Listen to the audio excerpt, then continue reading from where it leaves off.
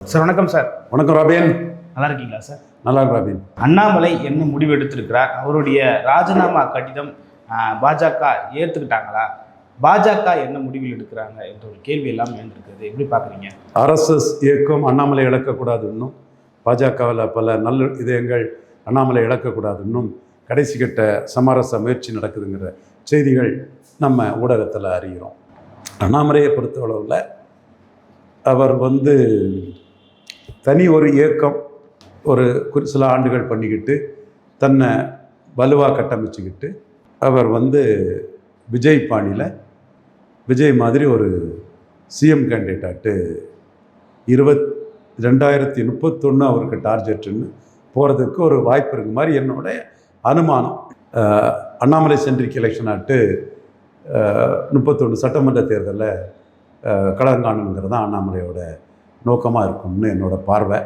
இதற்கிடையில் அவரை பாஜக இலக்காண்டாம்னு ஒரு பெரிய மூவ் நடந்துட்டுருக்கு. ஓகே சார், பாஜக கிட்ட அவர் கொடுத்த கடிதம் ஏற்றுக்கப்பட்டதா சார்? ஏன்னா இன்னைக்கு காலையில் ஏற்றுக்கொள்ளப்படலைங்கிற கருத்தை நயனார் நாகேந்திரன் அந்த கருத்தை முன்வைக்கிறார். சார், அண்ணாமலை புதிய கட்சி தொடங்கினால் இந்த கட்சியால் யாருக்கு சவால்? யார்? அவர் புதிய கட்சி இப்போல்லாம் தொடங்க போகிறது இல்லைப்பா. ஓகே, 2031 தான் டார்கெட்டுன்னு வரும்போது இப்போல்லாம் அவர் புதிய கட்சி தொடங்க போகிறது இல்லைங்கிறது தான் என்னோட கருத்து. ஜூன் 4 அவரோட பிறந்த நாள், அதுக்கு அடுத்த நாளில் நல்ல அறிவிப்பு வரும் அப்படின்னு சொல்லிட்டு பேசிக்கிறாங்க. அதான் அறிவிப்பு வரும்னா ஒரு அமைப்பு இயக்கம் அந்த மாதிரி தான் ஓடும். இப்போ விஜய் கட்சி ஆரம்பித்து மக்களவை தேர்தலில் நிற்கல, இடைத்தேர்தலில் நிற்கல, 2026 தான் டார்கெட்டுன்னு வந்தாங்க, டார்கெட்டை அச்சீவ் பண்ணிட்டாங்க. இங்கே இவர் டார்கெட் 2031 தான் இவருக்கு டார்கெட் இருக்கும். அப்போ அதுக்கடையில் வரக்கூடிய பார்லிமெண்ட் எலெக்ஷன், ராகுல் சென்ட்ரிக்கு மோடி சென்ட்ரிக் எலெக்ஷனில் இவர் கால் வைப்பாரா? அப்போ பார்லிமெண்ட் இல்லை அவருக்கு.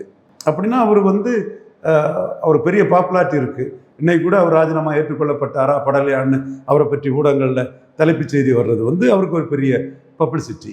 இதெல்லாம் அவர் தனக்கு சாதாரணமான முறையில் பயன்படுத்திக்கிட்டு ஒரு பெரிய அமைப்பை தமிழ் மண்ணில் கட்டமைச்சிக்கிட்டு 31 சட்டமன்ற தேர்தலை டார்கெட்டாக வச்சு வருவாருங்கிறது என்னோட ஒரு பார்வை.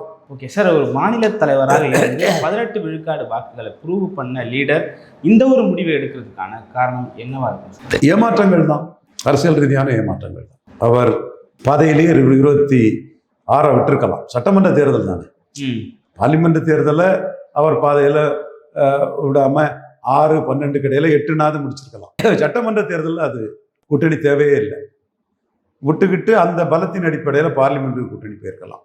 அது 11 விழுக்காடு பலம் பாராளுமன்றத்தில் வந்தவர் சட்டமன்றத்தில் கணிசமான பலத்தை காட்டியிருப்பாருன்னா அது 29 பாஜகவுக்கு ஒரு பெரிய ஸ்டேக்ஸ் இருந்திருக்கும். இப்போ 3 விழுக்காடு பலம்னு சொல்லும்போது 29 பாஜகவோட ஸ்டேக்ஸ் ரொம்ப கீழே இருக்குது. அது மட்டும் இல்லை, பாராளுமன்றத்தை கருத்தில் கொண்டு தான் எடப்பாடியே சட்டமன்றத்திலே கூட்டணி போனாங்க. 21 விழுக்காடு வந்துட்டாரு. இப்போ எடப்பாடி மிகவும் தவிர்க்க முடியாத சக்தியாட்டு பாஜகவுக்கு இருக்காரு. ஓகே சார், அண்ணாமலையோட முடிவு ஒருவேளை கட்சி ஏதாவது ஆரம்பிச்சாருன்னா எடப்பாடி மேலும் பலவீனப்படுறதுக்கான வாய்ப்பு இருக்குங்க சார்? அண்ணாமலையோட டெஸ்டிங் கிரவுண்டே 2031 தானே சொல்றோம். இப்போ அப்பந்தானே யார் பலவீனப்படுவா, யார் பலம் பெறுவா, இவரோட அதிரடியால யார் வீழ்வார், யார் வெல்வார், இவர் எந்த அளவுக்கு வெல்வாருங்கிறதெல்லாம் அப்பந்தானே தெரியும்.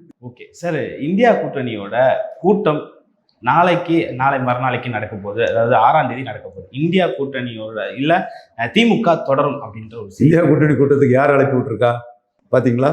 இல்லை, யார் அழைப்பு விட்டுருக்கா? யாருக்கெல்லாம் அழைப்பு போயிருக்கு? திமுக தொடரும்னு சொல்றாங்க சார். திமுக இந்தியா கூட்டணியில் தானே இருக்கிறாங்க. இப்போ தாவேக்கா இந்தியா கூட்டணியில் சேர இல்லையே. சட்டமன்றத்தில் காங்கிரஸ் கட்சி இப்போதைக்கு தாவேக்காவோட ஆதரவுல இருக்காங்க. உதயநிதி ஸ்டாலின் சொல்லிட்டாரு, எதற்கு காங்கிரஸோடு ஒருபோதும் கூட்டணி இல்லைன்னு சொல்லிட்டாரு. இந்தியா கூட்டணியில் திமுக தொடர்ந்து. இந்தியா கூட்டணியில் தான் கம்யூனிஸ்ட் இருக்காங்க, காங்கிரஸ் இருக்காங்க, எதிரெதிராக இருக்காங்க, மம்தா இருக்காங்க, கம்யூனிஸ்ட் இருக்காங்க, காங்கிரஸ் இருக்காங்க வெஸ்ட் பெங்காலில். அதே மாதிரி இங்கேயும் எடுத்துக்கிட வேண்டியதுதான். இந்தியா கூட்டணி ஒரு அர்த்தமற்ற கூட்டணி, மீனிங்லெஸ் கூட்டணின்னு ஆகும். ஓகே சார், விஜய் அவர்கள் எம்பி சீட்டை காங்கிரஸுக்கு கொடுத்துருக்காரு. அவருடைய எம்பி சீட்டை காங்கிரஸுக்கு கொடுத்துருக்காரு. எப்படி பார்க்கலாம் இதை? அவர் கட்சிக்கான ராஜ்யசபா சீட்டை அவர் தான் நிற்பாருன்னு நான் நினச்சேன். அவர் ஆட்சி அமைக்கிறதுக்கு காங்கிரஸுக்கு 5 எம்எல்ஏ துணை புரிஞ்சுது, 108 + 5. ஸோ அப்போவே ராஜ்யசபாலாம் ப்ராமிஸ் பண்ணியிருப்பாங்க. அந்த அடிப்படையில் 2 மந்திரி ஒரு ராஜ்யசபான்னு கொடுத்துருக்காங்க.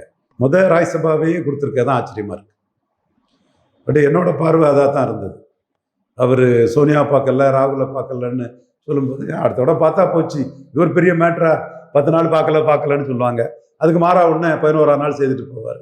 அதெல்லாம் அவசரப்பட்டு எல்லாம் கமெண்ட் பண்ணக்கூடாதுங்கிற கருத்தை நான் சொன்னேன்னா இல்லையா அவங்கள்ட்ட. ஸோ அந்த வகையில் அவர் காங்கிரஸ் கூட தன் உறவை தொடர நினைக்கிறாரு.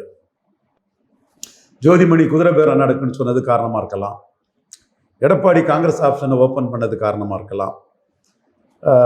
கலைஞருக்கு செல்வ பெருந்தகை கலைஞருக்கு போய் டெல்லி மல்லிகார்ஜுன கார்கேயின் கட்டளைப்படி கார்கேயோட லாயலிஸ்டான செல்வ பெருந்தகை வந்து கலைஞர் நினைவிடம் போனது, கலைஞருக்காக மற்ற டெல்லி காங்கிரஸ் தலைவர்கள் இது பண்ணது எல்லாமே பார்க்கும்போது வந்து காங்கிரஸ் கூட்டணி ஒன்றும் முடிவு இல்லை. அவங்க ஏதோ பேரம் பேசுகிற அரசியலை அங்கங்கே ஜம்ப் பண்ணுற அரசியலை பண்ணிகிட்டு இருக்கிறாங்க. இவங்களை நம்ம லைட்டாக ட்ரீட் பண்ணால் வெட்டிட்டு போனாலும் போயிடுவாங்க. ஸோ இவங்களுக்கு உள்ள இதை கொடுத்துருவோம் அப்படின்னு அவங்களுடைய சந்தர்ப்பவாத காங்கிரஸ் அரசியலுக்கு ராஜ்யசபா திமுகவிலும் பார்சல், தாவேகாவிலும் பார்சல். ஓகே சார், தன்னோட முதல் ராஜ்யசபா சீட்டு, தன்னோட முதல் எம்பியை பதிவு பண்ணக்கூடிய ஒரு வாய்ப்பு விஜய்க்கு இருந்தது, அதை இழந்துட்டார் விஜய். அப்படி தான் வரும்னு விஜய் ஆதரவு பத்திரிகைகள் எல்லாம் எழுதுனாங்க. ஆனால் காங்கிரஸ் முக்கியங்கிற ஒரு அரசியல் நகர்வில் அவர் காங்கிரஸுக்கு அதை கொடுத்துருக்கிறார். சார் திடுதிடுப்புன்னு முடிவு எடுத்துட்டாரு நம்ம எடுத்துக்கலாமா கட்சியினுடைய? இல்லை அதெல்லாம் அவர் சினிமா ஹீரோ, எத்தனை டைரக்டரை பார்த்துருப்பாரு, எத்தனை வசனகர்த்தனா, எத்தனை பாடலாசிரியர் இவ்வளோ பாட்டை திருப்பியிருப்பார், எத்தனை பேரை துணை நடிகள் எவ்வளோவர்கிட்ட அவர் புழங்கியிருப்பார். அதெல்லாம் அவருக்கு டெக்னிக்கல் ஸ்டாஃப் என்ன நிறைய அதெல்லாம் ஒன்றும் அவர் என்ன வீட்டிலே இருக்கக்கூடியவர் அதெல்லாம் இல்லை, தெரியும் அதெல்லாம். இது முக்கியம்னு நினச்சிருக்கிறார். ஓகே, இந்தியா கூட்டணியில திமுக தொடர்கிறது அப்படின்ற செய்தி வந்த பிறகு கிரீஷ் சோடங்கர் வந்து விஜயை போய் சந்திக்கிறாரு. உடனே எம்பி சீட்டு தரப்படுகிறது. கூட்டணியில திமுக இருக்கக்கூடாதுன்னு விஜய் விரும்புறாரா? திமுக மட்டும் அவருக்கு விஜய்க்கு எதிரின்னு நான் இப்போ சொல்ல விரும்பல. அப்படியே அவர் சொன்னாலும் அது உண்மைக்கு புறம்பானதுன்னு தான் நான் பார்க்குறேன். ஓகே, இப்போ இந்தியா கூட்டணியில திமுக தொடர்றது விஜய்க்கு எந்த பிரச்சனையும் இல்லைன்னு சொல்ல வரீங்க? காங்கிரஸ் கூட்டணி எடப்பாடி கேரளாவில் வாழ்த்து தெரிவித்து அவரும் ஒரு அப்ளிகேஷனை போடுறாரு. இந்தியா கூட்டணியில் திமுக தொடர்பு மூலமாக திமுக காங்கிரஸ் கூட்டணி மீண்டும் வந்துருங்கிற ஒரு தோற்றம் வருதா? கேரளாவை பயன்படுத்தி பொய்க்கால் குதிரை அரசு காங்கிரஸ் அதை நீக்குதுன்னு நான் சொன்னேன் இல்லையா? அது தக்கன அந்த ஜோதிமணியை குதிரை பேரம் அலோவ் பண்ண முடியாது, எங்கள் பிடியில தான் நீங்கள் இருக்கணும், நீங்கள் வந்து அதிமுகவில் வந்து ஆள் எடுக்க முடியாதுன்னு அவங்க வேற பண்ணுறாங்க இல்லையா? அப்போ காங்கிரஸுக்கு வந்து எடப்பாடி ஆஃபர் கொடுக்குறாரு திமுக.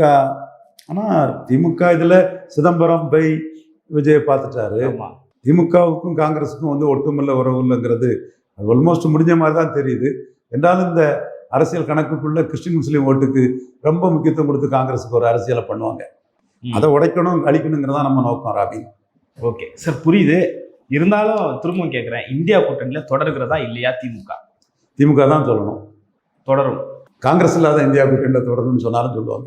ஏன்னா இப்போ கர்நாடகாவோட முதலமைச்சராக பதவியேற்றிருக்கிற DK சிவகுமார் அவர்களும் சொல்லியிருக்காரு, விஜய் இம்மெச்சூர்டு பாலிட்டிஷியன், திமுக தான் இந்தியா கூட்டணியில் இருக்கு அப்படின்னு சொல்லியிருக்கிறாரா? அவர் ஏற்கனவே இந்த மேகதாது பிரச்சனையில விஜய்கிட்ட ஒரு பிரச்சனை பண்ணிட்டு தான் இருக்கிறாரு.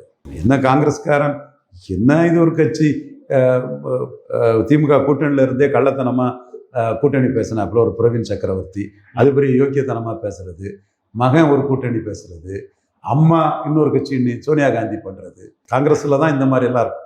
ஓகே சார், துரை வைகோ திருச்சிக்கு விஜய் போயிருந்தப்போ சொல்லியிருந்தாரு, நாங்கள் வந்து துரதிருஷ்டவசமாக திமுக அவரோட உதயசூரியன் சின்னத்தில் நின்றுட்டோம், நாங்கள் தனிச்சின்னத்தில் நின்றுருந்தா கண்டிப்பாக ஆதரவு அளிச்சிருப்போன்ற மாதிரி சொல்லியிருந்தாரு. தனித்து விடப்படுகிறதா திமுக என்ற ஒரு கேள்வி இருக்கு. இந்திரா காந்தி 77 தோல்விக்கு பிறகு சி சுப்பிரமணியம், பக்தவச்சலம் இவங்கெல்லாம் வந்து பிரமாந்த் ரெட்டி போன்றவங்களாம் டெசர்ட் பண்ணிட்டு போயிட்டாங்க.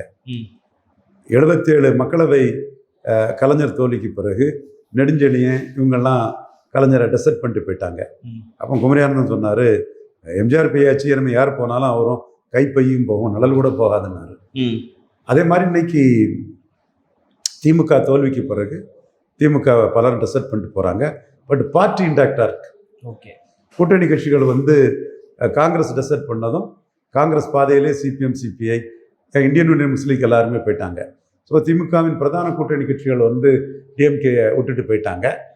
மதிமுக போன்றவங்க வந்து நாங்கள் இந்தியா கூட்டணியில் இருக்கோம், இந்தியா கூட்டணியில் விஜய் வரணும்பாங்க.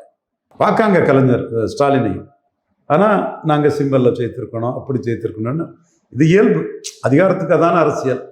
அப்போ ஆளுங்கட்சியை ஒட்டி தங்களுடைய நடவடிக்கைகளை பட்டும் படாமலை தொட்டும் தொடாமல் அப்படி தான் அரசியல் கட்சிகள் நகரும். ஓகே. ஸோ திமுகவும் வந்து தங்களை அப்டேட் பண்ணிக்கணுன்றதுக்காக புது புது வியூகங்கள்லாம் பண்ணுறாங்க. சமீபத்தில் ஜென்சி கூட்டம் வேற ஒன்று போட்டிருந்தாங்க. தாவேக்காவுக்கு இணையாக ஒரு ஜென்சி கூட்டம் போடணும்னு சொல்லிட்டு போட்டிருந்தாங்க. எப்படி பார்க்கலாம் அது? எதிரி ஒரு ஆயுதத்தை எடுத்து விளையாடி அதனால பலன் பெறும்னா நம்மளும் அந்த ஆயுதத்தை எடுக்க இதில் எந்த தவறும் இல்லைங்கிறது தான் திமுகவுக்கு முடிவு. இதே தான் திமுகவுக்குள்ள ஜாதி அரசியல்னாலும் சரி, எல்லா அரசியல்னாலும் சரி, ஒருத்தர் கை வைக்கிற இடத்துல தான் இன்னொருத்தர் கால் வைப்பாருன்னு மற்றவங்க விமர்சனம் பண்ணக்கூடிய அளவுக்கு ரெண்டு பேருமே எந்த இடத்துல ஓட்டு வருமோ அந்த இடத்துல இன்னொருத்தரும் அந்த இடத்துக்குள்ளே போய் கிளம்புவாங்க. அது இயல்பான இயற்கையான ஒன்று தான். ஜென்சி ஓட்ஸுக்கு நம்ம கோட்டை விட்டுட்டோன்னு திமுக நினைக்கும் போது அந்த ஓட்டையும் கையில் எடுக்கிறதுக்கான ஒரு அரசியலை அவங்க பண்ணத்தான் செய்வாங்க. அதுதான் 2-3 நாளைக்கு முன்னாடி நல்லா இருந்தது. அந்த கூட்டம் நல்லா தான் பண்ணாங்க. ஒரு பெரிய விமர்சனத்தையும் வச்சிருந்தது சார். அதாவது இன்ஸ்டாகிராமை வச்சு தான் நாங்கள் ஆட்சியை பிடிச்சோன்னு திமுக விமர்சிக்கிறாங்கன்னு சொல்லிட்டு தாவேக்கா தரப்புல இருந்து இல்லை, அதுவும் ஒரு ஆப்ஷன் தான். இன்ஸ்டாகிராம் வச்சு ஒருத்தர் பிடிச்சிட முடியுமா? என்னங்க, மல்டிபிள் ஃபேக்டர்ஸில் இன்ஸ்டாகிராம் பிரச்சாரமும் ஒரு மேட்ரு தான். அதை வச்சே போட்டுக்கிட்டு அதெல்லாம் ஏற்றுக்கொள்ளத்தக்கதில்லை. 10-12 ரீசனில் அதுவும் ஒரு ரீசன். சார், முதல்வரான பிறகு சட்டமன்ற உரையை தவிர வேற எந்த உரையும் விஜயை பார்க்க முடியாமல் இருந்தது. திருச்சியில் அவர் ஒரு நீண்ட உரையை, நன்றி உரையை பேசியிருந்தார். அது பெரிய எதிர்ப்பு வந்து எதிர்கட்சிகள் மத்தியில் வைக்கப்பட்டிருக்கு. குறிப்பாக உதயநிதி ஸ்டாலின், ஆராசாலாம் பயங்கரமாக எதிர்த்து டிடிவி தினகரன் கூட இன்னைக்கு அடிச்சிருக்கிறாரு. ரொம்ப கான்ஃபிடண்டாக அடிக்கிறார். டிஎம்கே அல்லு சில்களை வச்சு ஆட்சி அமைச்சிருக்கீங்கன்னு ஒரு பாயிண்ட் சொல்கிறாரு. அந்த விஜய் ஆதரிக்க கட்சிகள் யாருக்குமே 4 விழுக்காடு ஓட்டு கிடையாது. நாம் தமிழருக்கு ஓட்டு விஜய் ஆதரிக்கிற எந்த கட்சிக்குமே கிடையாது. அதான் டேட்டான்னு நினைக்கிறேன். ஓகே சார், அந்த பேச்சு, முதல்வரோட பேச்சு எப்படி பார்க்குறீங்க? முதல்வரோட பேச்சு சட்டசபையில் ரொம்ப பொலைட்டாக, திருச்சி கூட்டத்தில் கொஞ்சம் அக்ரெசிவாக இருந்தது. ஸோ பப்ளிக்கில் கொஞ்சம் அக்ரெசிவாக பேசணும்னு முடிவு பண்ணியிருக்கலாம் அவர். பட் அதில் அவர் வந்து திமுகவுக்கும் டிவிக்கும் போட்டி நீங்கள் முடிவு பண்ண முடியாது. அது மக்கள் தான் முடிவு பண்ணணும். திமுகவுக்கும் அதிமுகவுக்கும் போட்டிங்கிறத தான் இது தாவேக்கா வந்திருக்குது. இப்போ அந்த இடத்துக்குள்ளே இன்னைக்கு தேர்தல் முடிவுக்கு பிறகு தாவேக்கா திமுக கூட்டணி கட்சிகளால் பலம் பெற்றிருக்குது. அதிமுக கூட்டணி கட்சிகளில் எந்த ஒரு பெரிய மாற்றமோ எதுவும் இல்லை. அவங்கவுங்க மாறுபட்ட கருத்துக்கள் இருப்பாங்க. அன்புமணி மாறுபட்ட கருத்து இருந்தாலும் எடப்பாடிக்கு எதிரான ஒன்று இது அவர் போகலை. பாஜக அப்படி அது ஒரு விலகாமல் அப்படி இருக்குது. நீங்கள் வந்து பாஜக எதிர்ப்புங்கிறது தாவேக்கா தான், திமுக இல்லைங்கிறத ஒரேடியாக காங்கிரஸும் பட்டும் படாமலும் விட்டும் விடாமலும் முடிவாக அந்த சைடு தான் இருப்பாங்க. சிபிஎம், சிபிஐ, விசிகா எல்லாமே பண்ணிட்டாங்க. அப்போ நீங்கள் வந்து 10 எம்பி, சுமார் 9 Tamil Nadu, 9 MP, 5 MLA, corporation chairman இதெல்லாம் உள்ள ஒரு கட்சி உங்கள்கிட்ட வந்தாச்சு. திமுக விட்டு ஒரு 2 எம்பி 2 எம்எல்ஏ உள்ள ஒரு கட்சி, முனிசிபல் வைஸ் சேர்மன் உள்ள ஒரு கட்சி திமுக விட்டு உங்கள்கிட்ட வந்தாச்சு. 2 எம்பி 2 எம்எல்ஏ உள்ள சிபிஎம் உங்கள்கிட்ட வந்தாச்சு. 2 எம்பி 2 எம்எல்ஏ உள்ள கட்சி சிபிஐ உங்கள்கிட்ட வந்தாச்சு. ஒரு எம்பி 2 எம்எல்ஏ உள்ள ஐயுஎம்எல்ஏ வந்தாச்சு.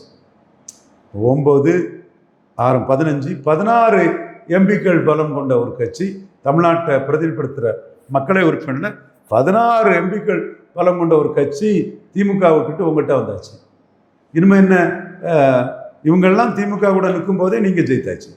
என்ன திமுகவும் தாவேக்காவுக்கும் போட்டின்னா என்னங்க ஏற்றுக்கொள்ள முடியுமா? அது இன்னும் பிரச்சார மோட்லேயே இருக்காரு. அது அவர் விருப்பம். இந்த பாயிண்ட் ஏற்றுக்கிட முடியுமான்னு கேட்டேன். ஓகே, அப்புறம் அவருக்குள்ள உரிமையில என்ன முடியலையும் பண்ணிட்டு போகலாம். இந்த பாயிண்ட் ஏற்றுக்கொள்ளத்தக்கதா? தாவேக்காவை தோக்கடிக்கக்கூடிய லெவலில், ஃபைட் பண்ணக்கூடிய லெவல்லையா திமுக அன்னைக்கு இருக்குது? ஏங்க ஒரு நியாயம் வேண்டாமா? அது இருக்குதுங்கிற மாதிரி நீங்கள் பிக்சர் கொடுத்தீங்கன்னா இருக்குது. திமுக தொண்டா இருக்கான், திமுகக்குள்ளும் இருக்கான். கூட்டணி கட்சி இல்லாமல் திமுக என்ன வாக்கு வரும்? 30 விழுக்காடு, 25 to 30. நீங்கள் 42 கிட்ட பெய்யாச்சா கூட்டணி எல்லாம் சேர்த்து? அப்போ 25 to 30 வச்சு எப்படி 40+ போன தாவேக்காவை திமுக தோக்கடிக்க முடியும்? ஸ்டாலினுக்கு தெரியாதா இது? உதயநிதி ஸ்டாலினுக்கு தெரியாதா? ஆராசாவுக்கு தெரியாதா? திமுகவில் உள்ள முன்னணி தலைவர்கள் பெரிய கருப்பனுக்கு தெரியாதா? திமுகவில் துரைமுருகனுக்கு தெரியாதா? அனிதா ராதாகிருஷ்ணனுக்கு தெரியாதா? ரகுபதிக்கு தெரியாதா? செந்தில் பாலாஜிக்கு தெரியாதா? சக்கரபாணிக்கு தெரியாதா? சக்கரபாணிக்கு தெரியாதா? திமுக இரண்டாம் கட்ட தலைவர் யாரு விஜய் சொல்றத ஏத்துக்குவாங்க? விஜய் தன்னைத்தானே தேவையில்லாம குறைக்கிறாரா, அல்லது தன்னோட தேவைக்காக திமுகவை தூக்கி பேசுறாரா? அவர் பேசுறது உண்மை இல்லைங்கிறது திமுக இரண்டாம் கட்ட தலைவர்களுக்கு தெரியுமா தெரியாதா? சொல்லுங்க ராபின். சார் இருந்தாலும் பிரதான எதிர்க்கட்சி சரி, பிரதான எதிர்க்கட்சியை வந்து தோக்கடிச்சதுனால தானே அவங்க பிரதான எதிர்க்கட்சி அல்லது ஆளுங்கட்சி. அந்த ஆளுங்கட்சியில இருந்து தான் 16 எம்பிக்கள் வெளியே அங்க போயிட்டாங்களே. முனிசிபல் துணைத் தலைவர்கள், முனிசிபல் சேர்மன்கள் போயிட்டாங்க. எல்லாரும் மொத்தமா ஏத்துக்கிட்டு போயிட்டாங்களே. 13 எம்எல்ஏக்கள் போயிட்டாங்களே. 5 கட்சி போயிட்ட. அதுக்கப்புறம் எப்படி ஏற்கனவே தோத்த திமுக இவங்களையும் தாவேக்காட்ட இழந்துக்கிட்டு தாவேக்கா எப்படிங்க ஃபைட் பண்ண முடியும்? லாஜிக்கு விஜய் பேசுறாரு, முதலமைச்சர் பேசுறாருங்கிறத திமுகவில் யாருங்க இதை ஏத்துக்குவா? சேர்பாவை ஏத்துக்குவாரா? அவர் ஏதோ உள்நோக்கத்தோட பேசுறாருன்னு தானே பார்ப்பாங்க. இல்ல உதயநிதி ஸ்டாலின் ஏத்துக்குவாரா? நீங்களே சொல்லுங்க சார். அதில் என்ன சார் உள்நோக்கம் இருக்க போகுது? அது விஜய்க்கு தான் தெரியும். விஜய்க்கு தான் தெரியும். சொல்றது நியாயம் இல்லை, உண்மைக்கு புறம்பானதுங்கிறது உங்களுக்கு தெரியுது, எனக்கு தெரியுது. பல்வேறு கருத்துக்களை பகிர்ந்து மற்றும் ஒரு கான்செப்ட். நன்றி சார். நன்றி.